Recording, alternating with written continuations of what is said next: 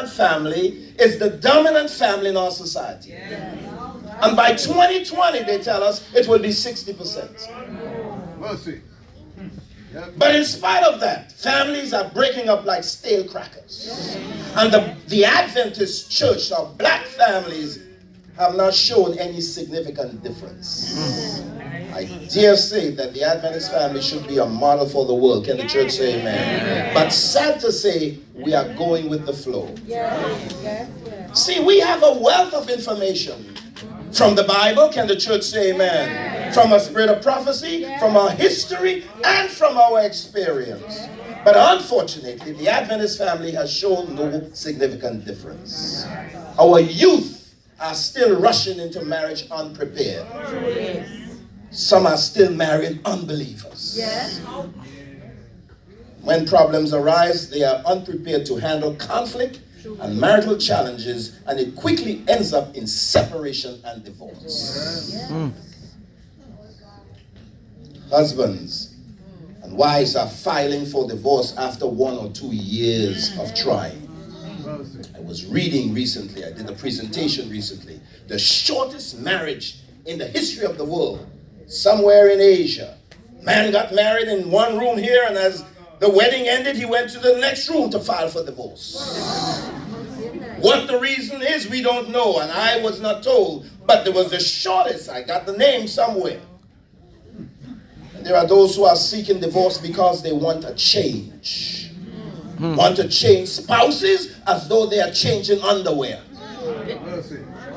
Because they think that the grass is greener on the other side. But even Elizabeth Taylor with 8 husbands will tell you that it ain't like that. Apparently she has the record in North America. 8 husbands. You got to do.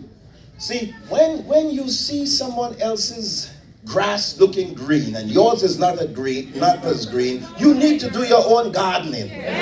You need to become your own landscaper. You need to preserve your grass.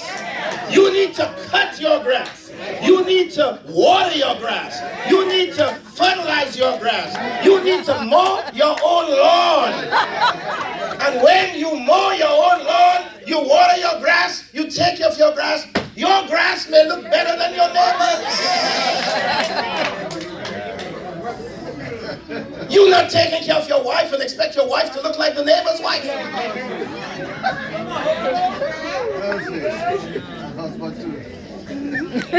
And brothers, and husbands too, Pastor. Yes. And husbands too. But I know you're not speaking from experience.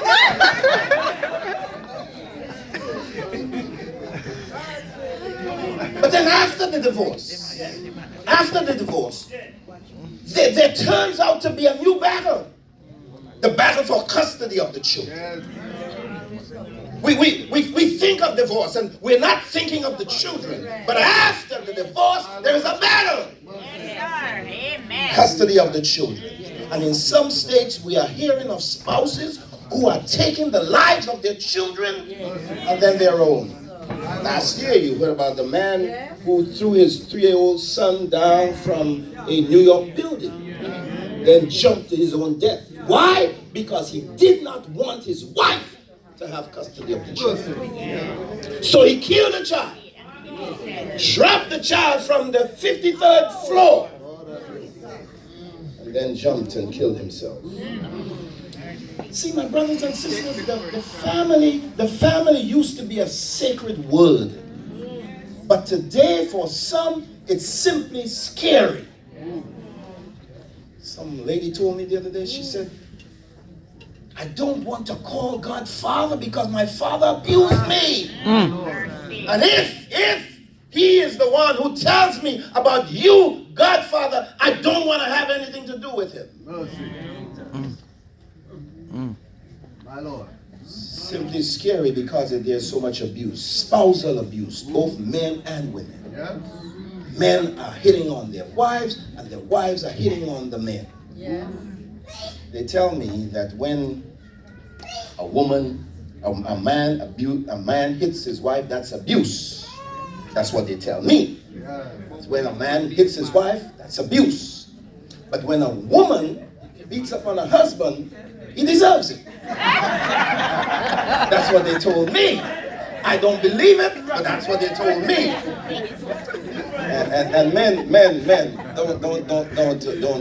don't believe all that stuff. Don't believe all that stuff. Don't believe all that stuff. Yeah. Sexual abuse, even in the church. Catholic Church is dealing with it right now. It won't be long before we in the Adventist Church begin to deal with it.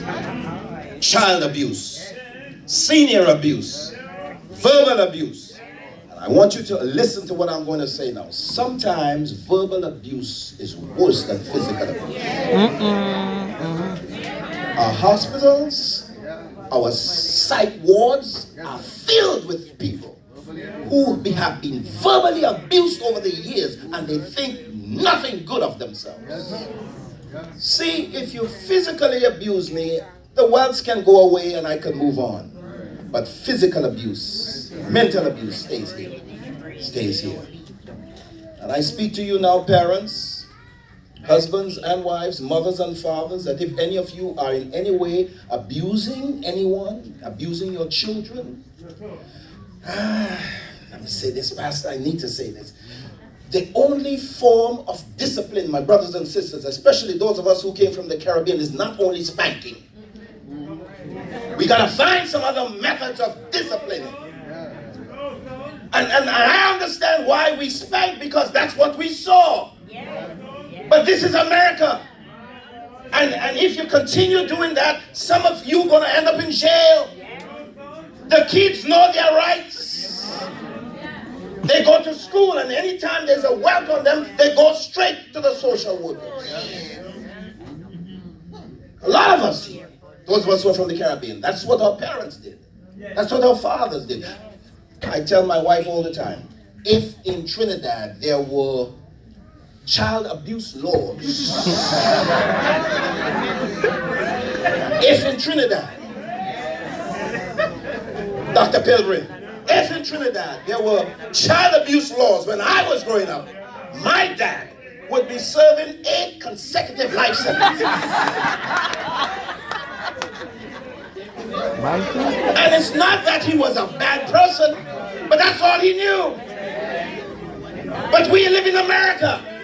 There is too much information out there for us to read, for us to understand, and for us to educate ourselves. You gotta find other means of disciplining other than spanking. And let me tell you something. Oh, Pastor, all this is not in the sermon. I know where it's coming from, but it's coming. Our children have rights. The only people who don't have rights in this country are parents and men. Children have rights. They have a lot of rights. They know their rights too, let me tell you that. They know and understand their rights. So I speak to you, those of you who are abusers. You may not want to admit it, but get some help, or else you're going to end up in jail. Seek professional help before it is too late. The family. More arguments are being served in some homes than meals. Tempers are short. Nerves are frail. Blood pressure is high. Tension is thick. Stress turns into distress. Distress turns into depression. Depression into nervous breakdown. Nervous breakdown ends up in the mental institution because the love for the family has gone cold. The love for the family is becoming less and less and less. Someone said our communication is wireless. Our phones are cordless. Our cooking is fireless. Our youth are jobless. Our ladies are going topless. Our food is fatless. Our labor is effortless. Our conduct is worthless. Our relationships are loveless. Our attitude is careless. Our feelings are heartless. Our politics is shameless, Trump. Our education is valueless. Our arguments are baseless. Our bosses are brainless. Our jobs are thankless. Our salaries are less and less and less. And our religion is godless. That's the society we live in. So, friend of mine, You need not be embarrassed if you are experiencing problems in your home. This is Satan's plan. So you need to understand and remember that God had problems in the heavenly family. He had to throw out 1/3 of his children. God had problems in a perfect heaven.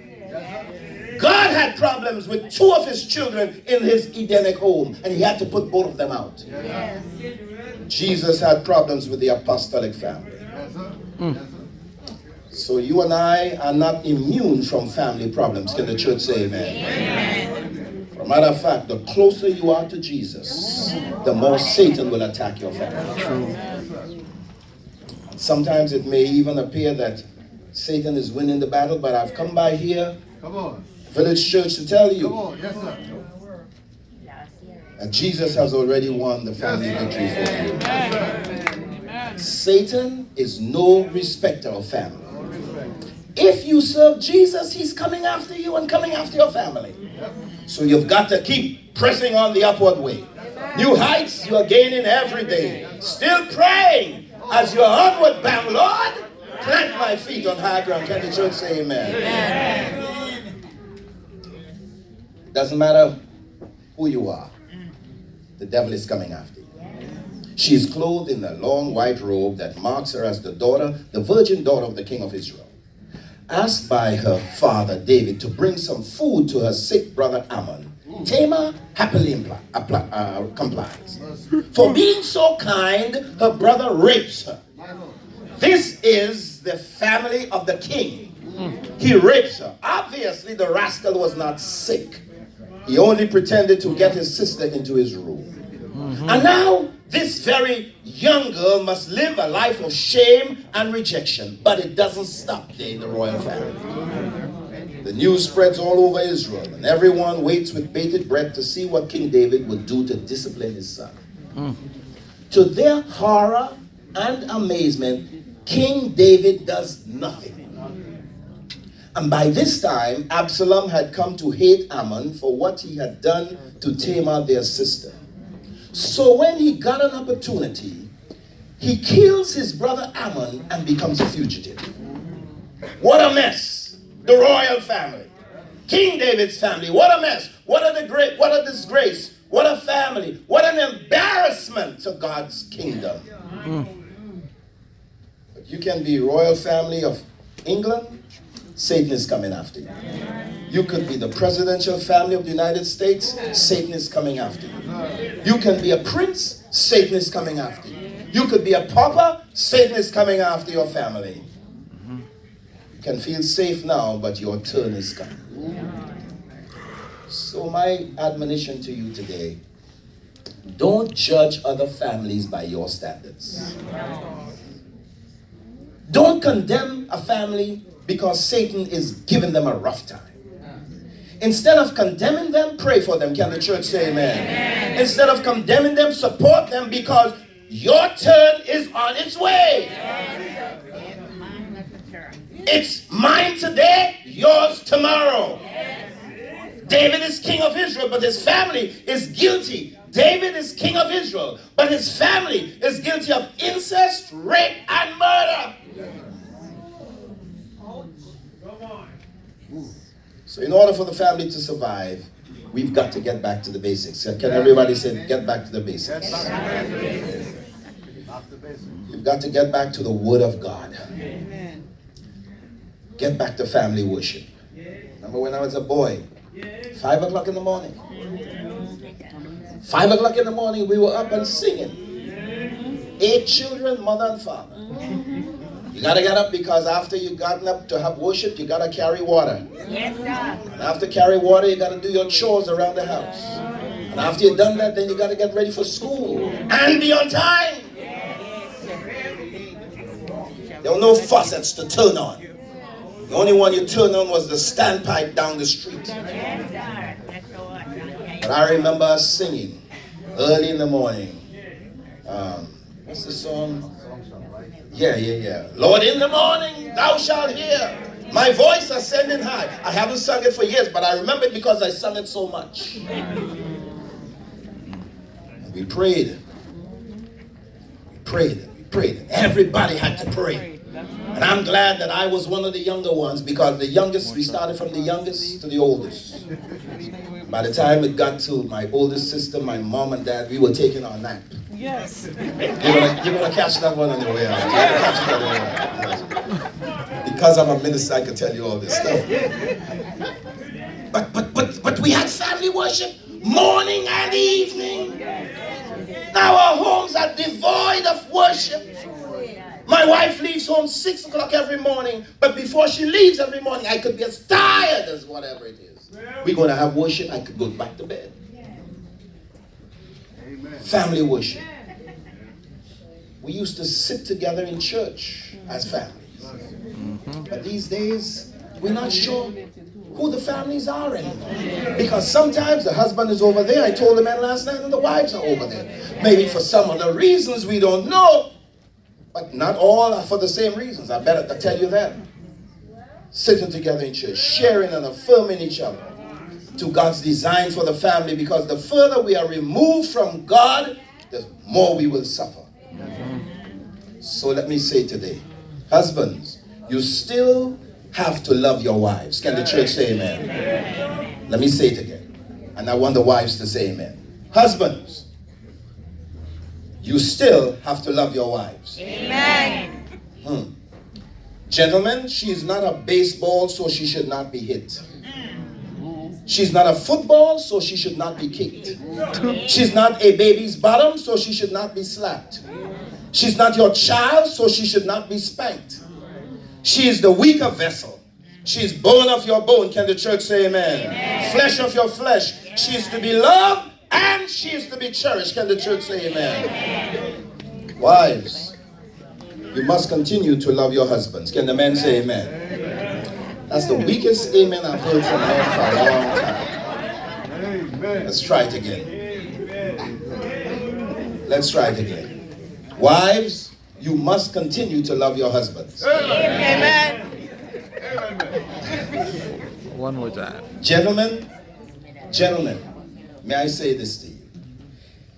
Any wife who gets some love, attention, admiration from a husband, some compliments every now and then from a husband, will reciprocate the love. Sister Joseph said, that's the truth. Amen. And she's not saying that anything about my friend over here. She's saying that publicly. Can everybody say that's the truth? That's the truth. Any woman who gets some love, attention, admiration, and compliments from a husband will reciprocate his love. Yes. She may even obey you.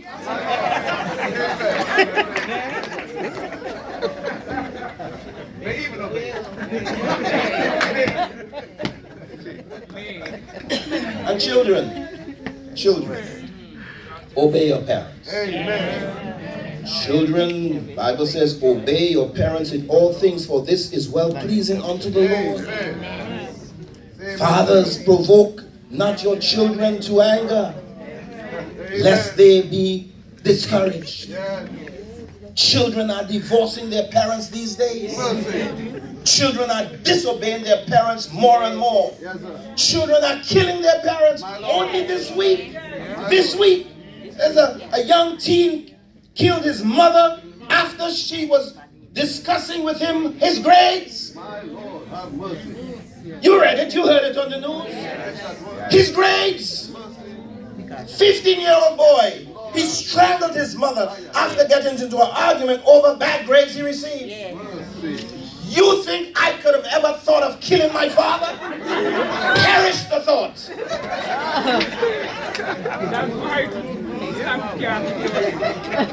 I could have gotten spanked every day. And you know, I was the best child of the 8. You know that? But to think of killing my father? Especially my mother? Kill your mother?